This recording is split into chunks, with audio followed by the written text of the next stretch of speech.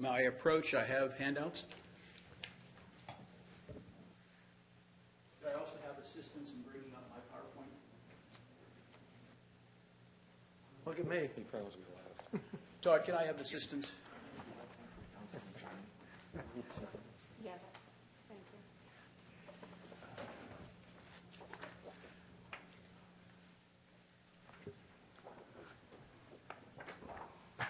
It's the PowerPoint. Thank you, Mark. I got her here.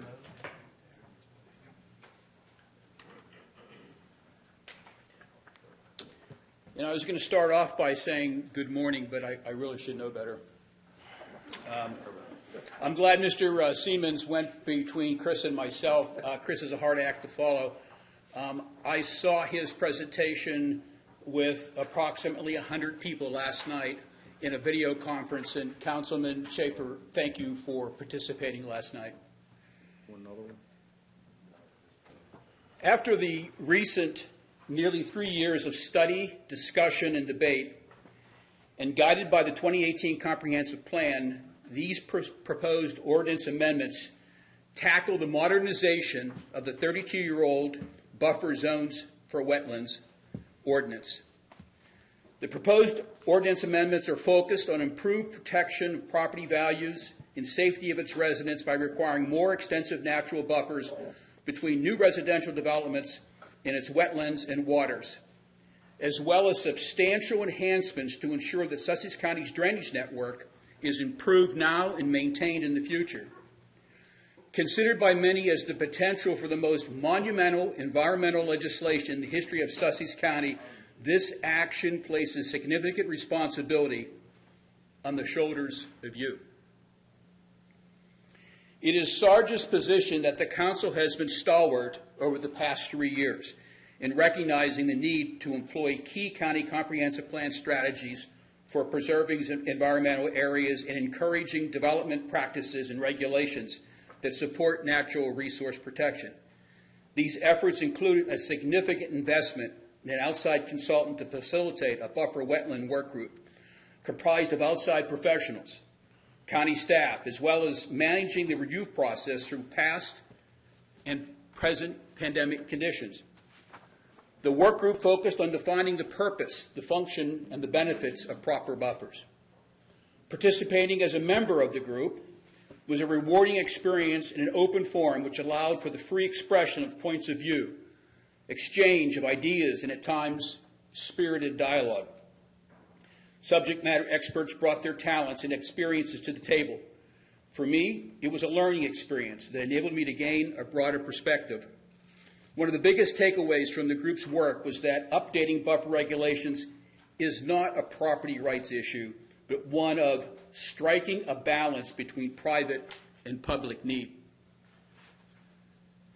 I wanted to review real quickly the timeline.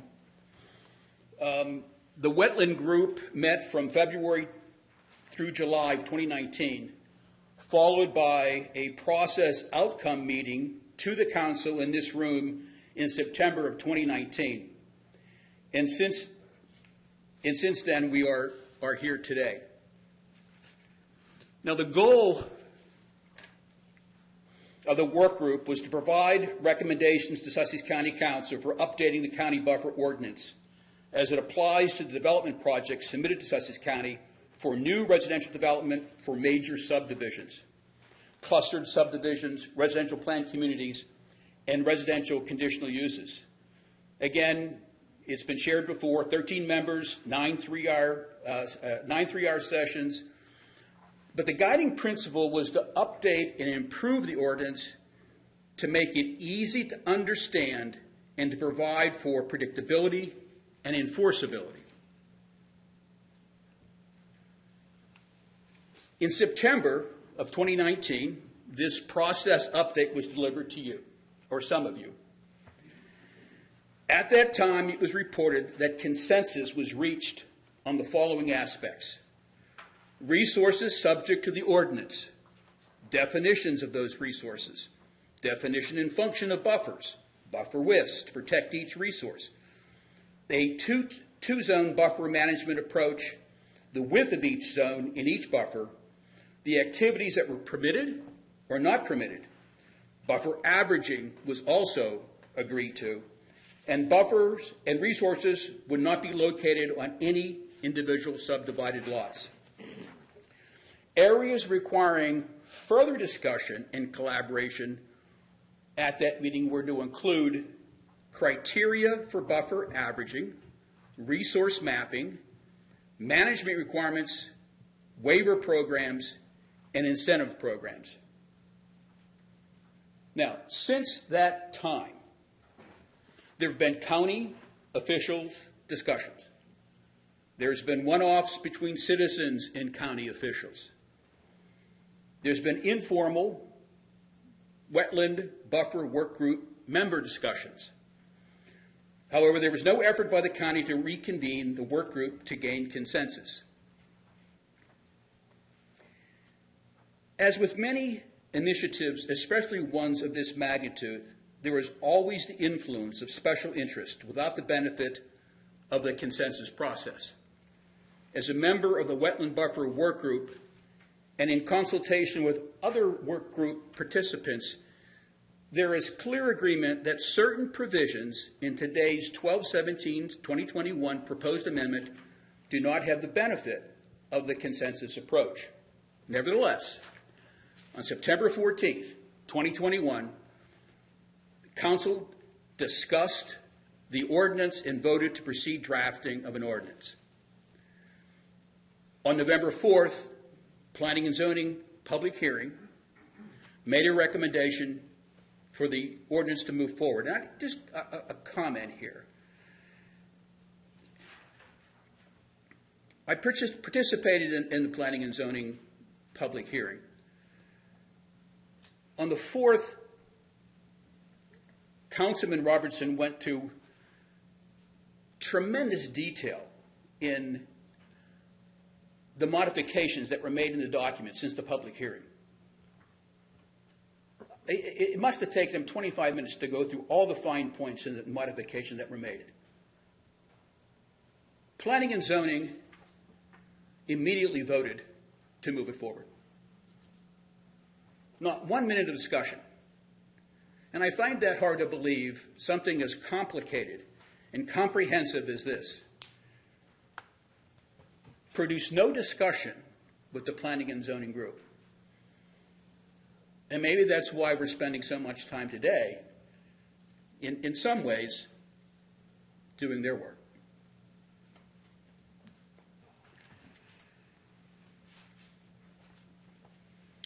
It was most reassuring to see that these proposed amendments were drafted with no less than 5 references to the 2018 Comprehensive Plan. Hats off to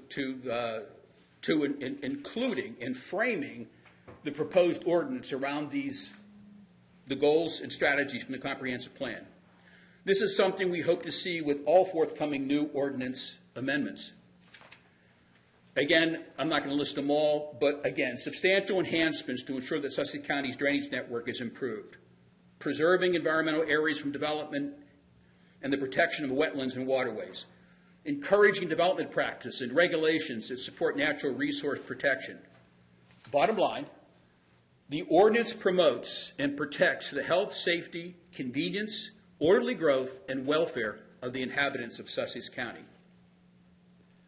So regarding these amendments, the Sussex Alliance for Responsible Growth endorses A through F and H through I, but not G. We agree to the resource buffer widths, the resource buffer width averaging, the permitted activities, the resource buffer standards, removal of invasive species, maintenance of drainage conveyances, resource and resource buffer maintenance and management, and the modifications and exceptions. Before detailing our rationale for opposing the buffer option amendments, I want to make clear that I understand that any improvements to the resource, water, and wetland buffers are not intended to reduce density. In the AR1, in the AR zone, up to 2 dwellings per acre is permitted today, and will be with the proposed increases in buffer widths outlined in the proposed amendment. However, we also understand that not all major subdivision boundaries are perfect squares or rectangles, and sometimes boundary irregularities present site plan design challenges. And for this very reason, there was consensus from the work group to include the buffer averaging tool to provide flexibility to developers in these unique situations.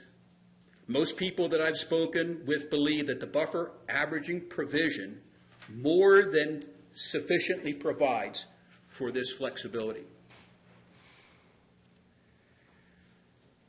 Specifically, that resource buffer averaging, and again, hopefully you're familiar. I'm not going to read this, but it does outline how that averaging would work and in terms of providing that flexibility. The group consensus reached that not all buffer characteristics are equal. Averaging offers flexibility to the developer. Now, I've spent a considerable amount of time trying to understand the need and the grounds for resource buffer options. Let me repeat that. I've spent a considerable amount of time trying to understand the need and the grounds for resource buffer options. Few observations.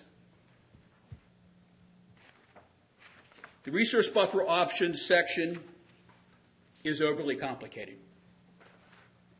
It creates contradictions and creates holes throughout the proposed amendment.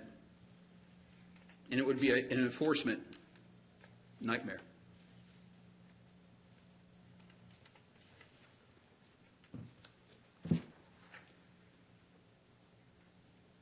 One is led to believe the rationale for the buffer options is to incentivize to retain forests and to provide for additional functional benefit.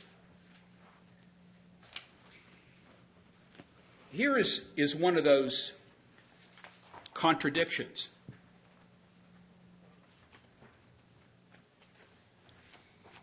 In G1, it reads, when the preservation of a forest within a resource buffer that has been in existence for at least 5 years prior to the date of the applications is identified by a licensed forester, arborist, landscape architect, qualified resource buffer professional is achieved. And I just so noted the achieved there in green because there are a couple of misspellings in the document itself. Then a corresponding area reduction of either the resource buffer zone be along the entire part of the resource or the forested and or landscaped buffer required in Chapter 99 in areas adjacent to like zone land is permitted. It's a mouthful. However, I think it's nothing more than a Band-Aid on a much more critical wound in Sussex County that goes way beyond forest preservation in resource buffer areas alone. If the county is serious about addressing the vast dissemination of forest and trees, then there must be a separate study with solutions that encompasses tree conservation throughout all of Sussex County and not just on resource buffers.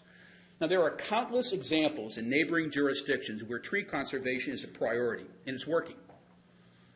What we have here is a distraction, especially when G1, A, B, and C considers allowing the encroachment on the existing forest and or landscape buffer on the same property. Forest and or landscape buffers are the intended purpose is to provide screening and open space between major subdivisions. Allowing the reduction and or elimination of the forest and landscape buffer has no relevance and provides absolutely no substitute or remedy for protecting the buffer resource. Furthermore, even if the landowner had no intention of removing the forest in the buffer, the developer would automatically be entitled to eliminating the forest and landscape 20-foot buffer. So if they had no intention of cutting the trees down, so the trees are there when they build, they automatically qualify to eliminate the 20-foot buffer that separates the adjoining existing subdivision.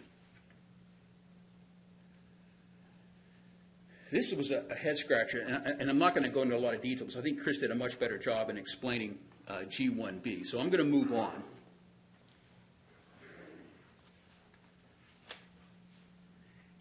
Another contradiction.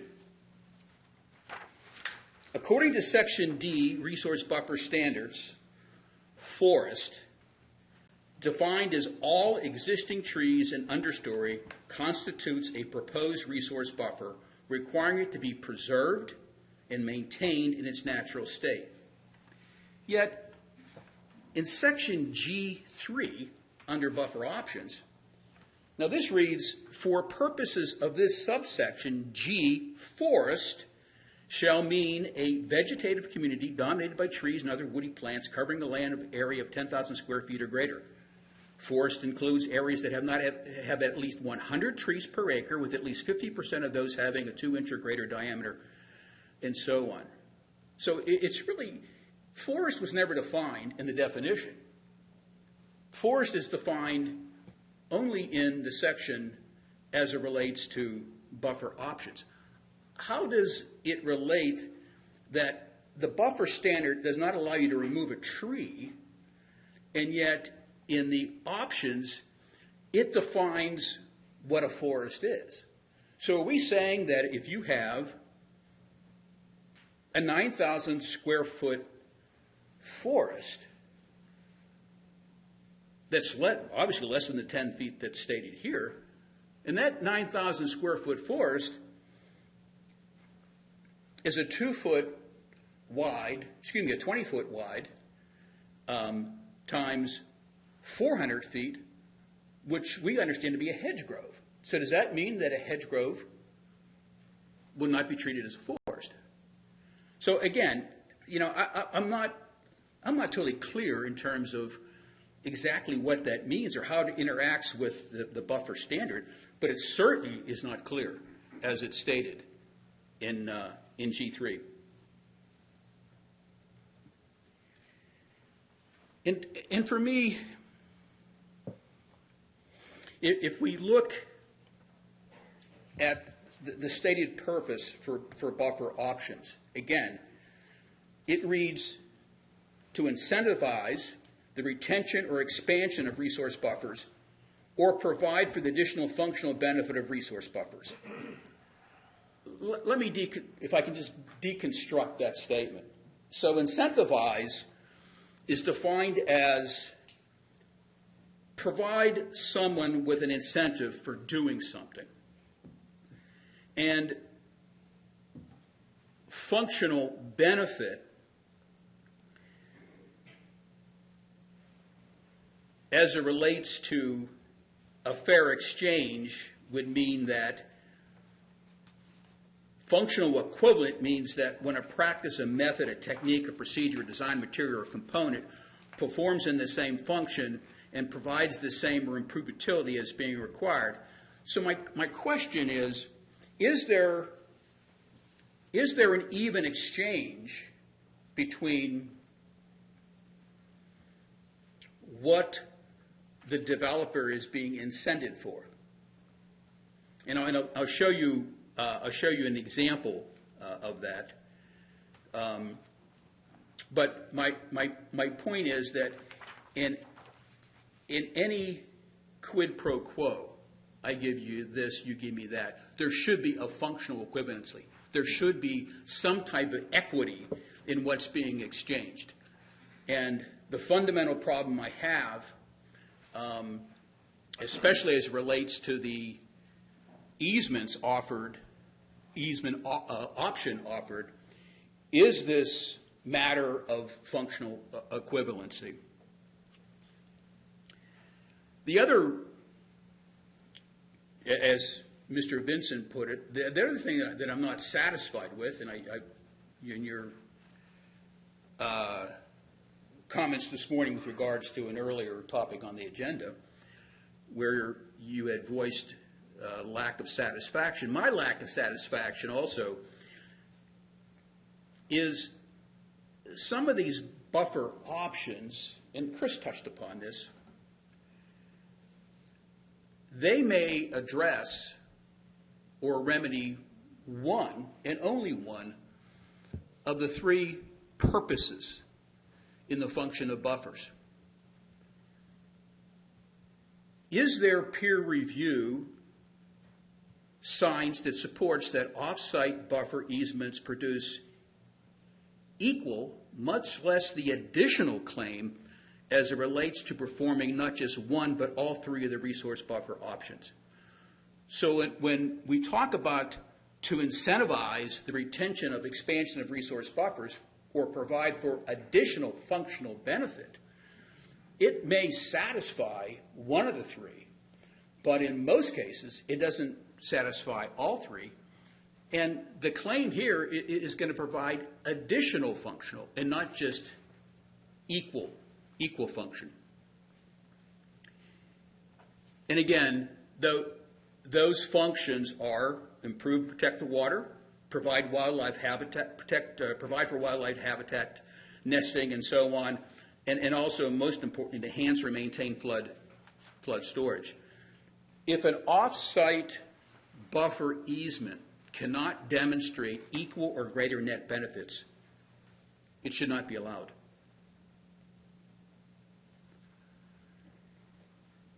I'm not going to read these. I'm not going to ask you to read them. This deals, again, with the exchange for reducing the buffer for an off-site easement. Both of these call for creation of an off-site resource buffer, protect under a perpetual conservation easement. Both of these earn a corresponding area reduction of the resource buffer in both A and B, and that's important. They earn a reduction in A and B, and I'll come back to that. The perpetual conservation easement shall be for the benefit of a conservation organization, and that they are located within the same 12-digit hydrologic unit code as defined by the U.S. Geological Survey.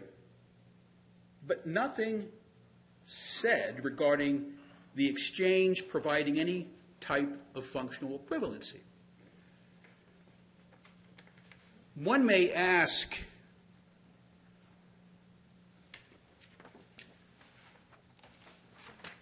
does the off-site conservation easement provide the additional functional benefit to offset the loss in benefit from the corresponding area reduction of the resource buffer zones A and B in the same resource within the development? Again, the quid pro quo. Secondly, which conservation organizations have been consulted on supporting off-site buffer easements in exchange for resource buffer reductions? For some reason, and I can't speak for Chris Basin, but if Chris Basin was approached on this, I'm almost sure that his response would be, so you're saying that you want me to sponsor or to support this easement knowing that we're going to lose buffer protection in a development. I don't know if you talk to the Nature Conservancy of Pennsylvania and Delaware. I don't know if you talk to the Land Trust. But what conservation organization feedback did you get in the process of preparing this? So allowing a reduction in Zone A is a contradiction to the buffer averaging provision, which prohibits any reduction in Zone A buffer. So you can't touch Zone A in buffer averaging. But along comes this incentive where you can reduce A. That seems contradictory. How will permitted uses and non-permitted uses be impacted by reductions earned by buffer easements? You saw the whole table of what's permitted, what's not permitted. How is that impacted now when you have earned reductions based on buffer options? Is it acceptable that locating within the same 12-digit hydrological unit code could result in an off-site resource buffer easement potentially being miles from the development site? Some of those hydrological units could be 6 to 8 miles from width to width. So that buffer easement that was proffered is going to provide equal protection than the reduction that you get on the development that the developer had earned that reduction.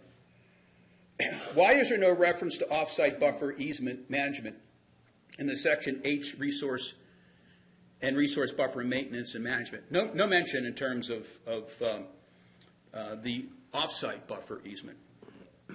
So once the development, we talked about this earlier, once the development is turned over to the HOA, what responsibilities does the HOA have for the off-site buffer easement maintenance and management? I live in a subdivision.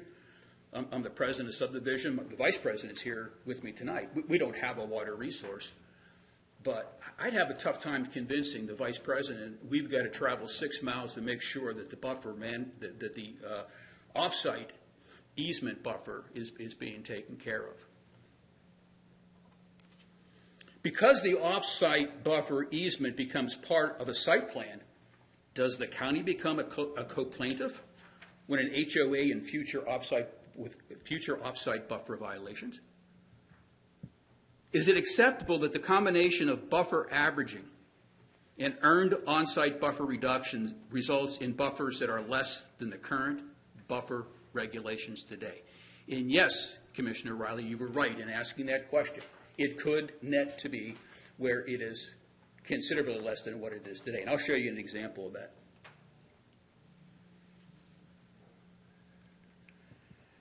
So on this illustration, and I borrowed this map, and my graphic art skills are pretty poor, and I can't afford the graphic artist that Chris has on staff at Center for Inland Bays. But I want you to take a look at this illustration and focus on the 2 red arrows. The upper right arrow illustrates the buffers on a perennial stream, and that perennial stream is a 25-foot zone A, a 25-foot zone B for a 50-foot total. And that, by the way, is no increase from where we're at today. And that same perennial buffer applies to the arrow in the lower left-hand corner. And these two happen to be a mile away, but they could be 8 miles away. So a 100-lot major subdivision is planned for the upper right. Again, those proposed buffer widths are 25, 25, and 50 today. So you have the development plan for the upper right.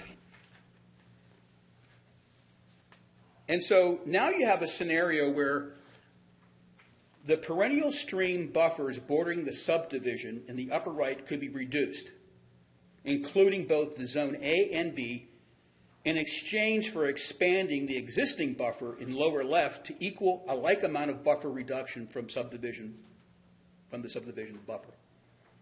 So whatever you identify as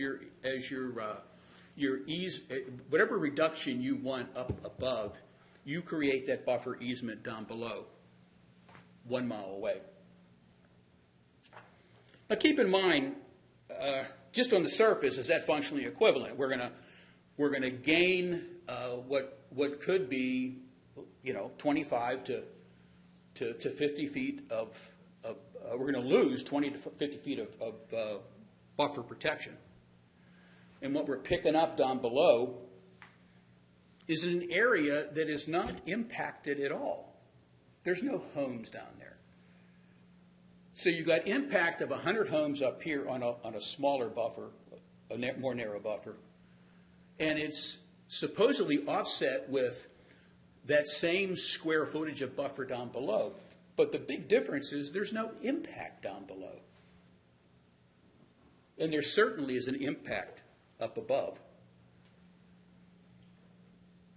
Buffer reductions on the perennial streams would be prone to threats to wildlife habitat and risk of flooding. So moving that buffer easement down there, it provides no protection for wildlife or as much wildlife habitat protection as it had before, and offers minimal flood protection. And could the wildlife that was formerly up there travel a mile and then hang out down where this easement is built? Could the flood protection that was there before the subdivision was in, or if the subdivision went in and had the proper 50 feet, is that flood protection going to be guaranteed additional in the easement that's 1 mile away?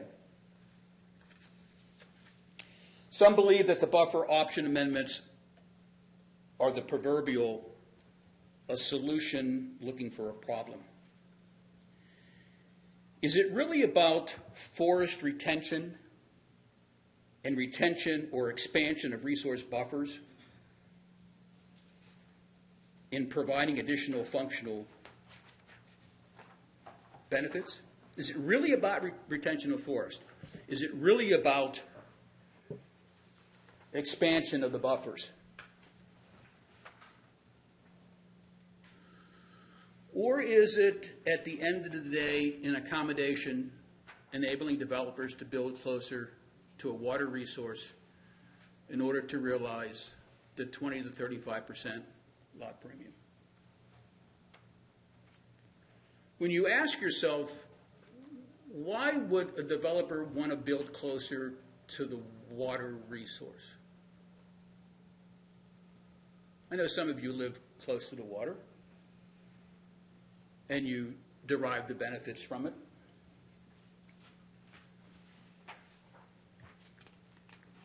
So the consumers, and there is a demand. There's a demand to be closer to the water. So the consumers that are closer to the water benefit. The developer who charges a premium price for the lots benefit. But you've got a buffer reduction for the entire neighborhood and the communities that are downstream.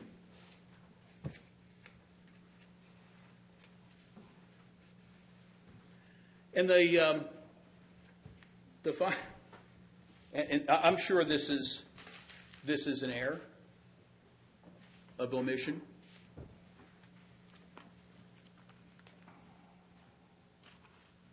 But it's a major contradiction. In section I-5, it reads, that in no event shall there be a modification or exception to the width requirements of Zone A. It would be unfair to a developer to walk them through the process and all of a sudden at the end deny the buffer option, because guess what? Your buffer option, you assumed you'd have reduction from A and B. Guess what? Modification says that you don't. Again, I think it's just an example where possibly that should have been caught earlier in the process. Again, for these reasons, I believe that Section G must be removed from the proposed ordinance. I appreciate the opportunity to share Sarge's thoughts. Thank you. Thank you. Mr.